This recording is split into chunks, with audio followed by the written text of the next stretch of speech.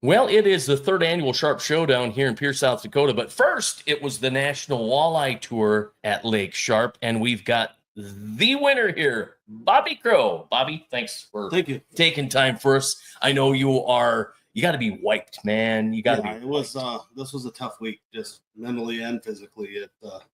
This is a tough fishery right now. It is compared to what it normally is. It's tough.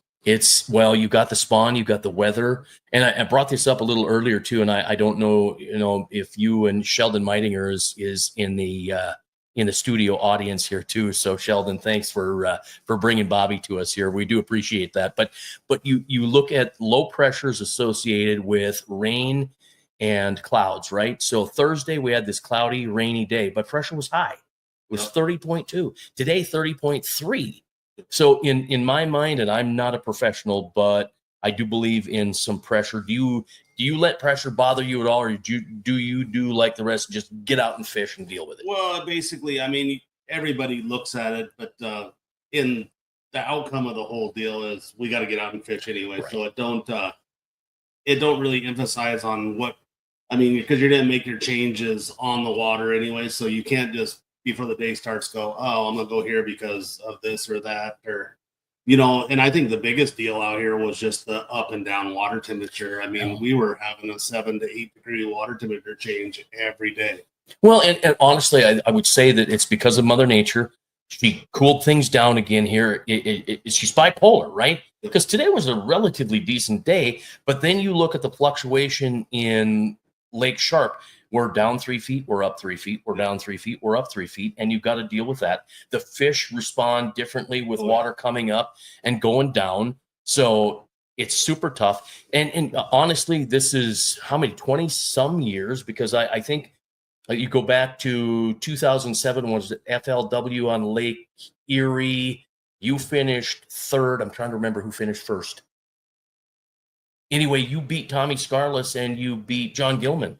So, you've been fishing hard a long time. Sheldon, who's here, he was fishing PWT 2006, took second.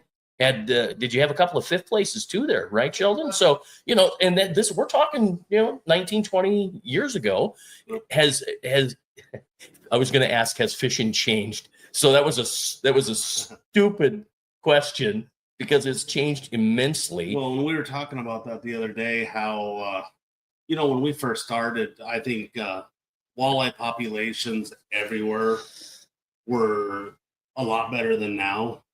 And, it made for fishing, fishing was so much easier. You tried to find, as a tournament guy, you tried to find fish somewhere where nobody else was, and it wasn't the idea of getting better fish. It was the idea that, the PWT where it was 3-day tournaments. So you wanted fish that you wouldn't run out of. So you didn't go to community holes. You tried to find that it didn't have to be the best bite, but you had to be good enough that you knew you could last for 3 days.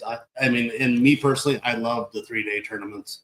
It was, I think it brought out the best fishermen in everybody because a guy that can put it together for 3 days made a lot of changes, a lot of moves, a lot of decisions that, you don't in a single or 2-day tournament because like if you just took this tournament 3 days, we had to fish tomorrow, I would be scratching my head going, I don't know what direction to go in.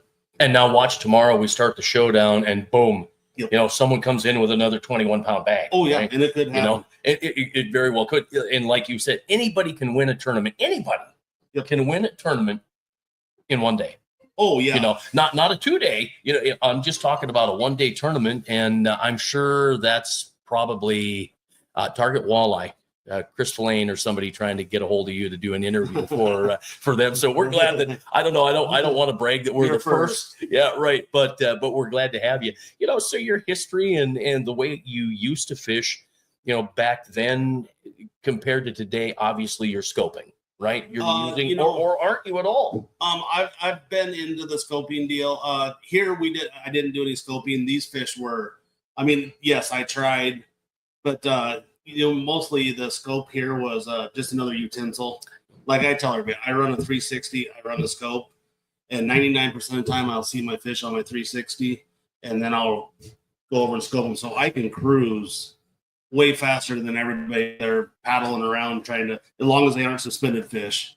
And I can cruise with my 360 and go, oh, they're right there. And I can set up on them with my, but out here, these fish, man, you'd set up on a fish and that thing would be doing 100 miles an hour somewhere else. They were just, it seemed like they were just moving all the time. Well, and so the 360, there, a lot of people just kind of discount that or disregard it, or don't they just got to go right to forward facing sonar. But you have in a basin type of lake, 360 is magic. I brought my 360 out here and hit a wahi, and it killed me because of the undulation. It just, you've got points and bars and fingers and to keep things straight. But out here, you can fish basin areas and keep an eye on fish. And that 360 here, again, it gives you a good representation of the bottom. You can tell how big a fish is. Whether it's, you got a small dot, you got a bigger. So you could, maybe you're not going to dial it in, but perch, walleye, must basically the 360 is side imaging on steroids. Right. It's radar. Yes. It's amazing. It's a good unit.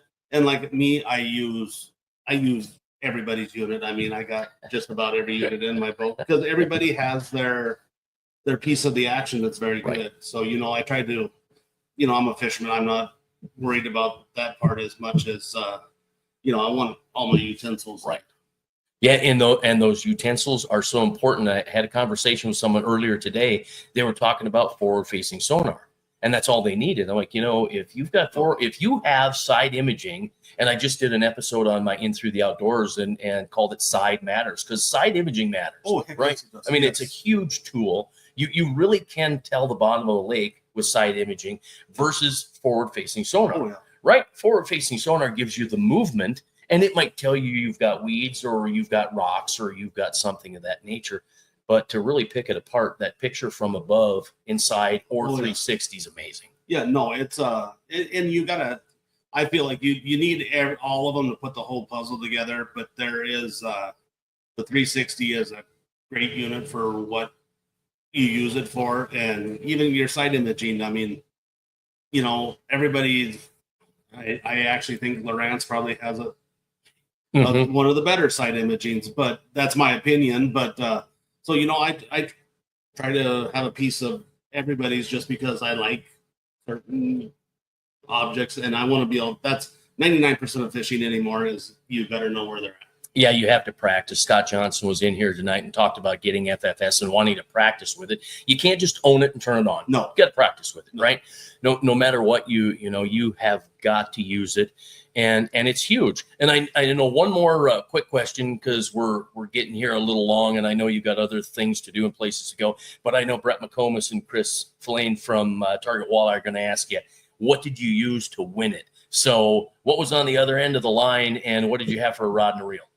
I used Iowa reels, St. Croix rods, and I threw swim baits that's kind of my gig. I throw swim baits about 200 days a year. I live on the Columbia River and we throw a lot of swim baits, but big ones.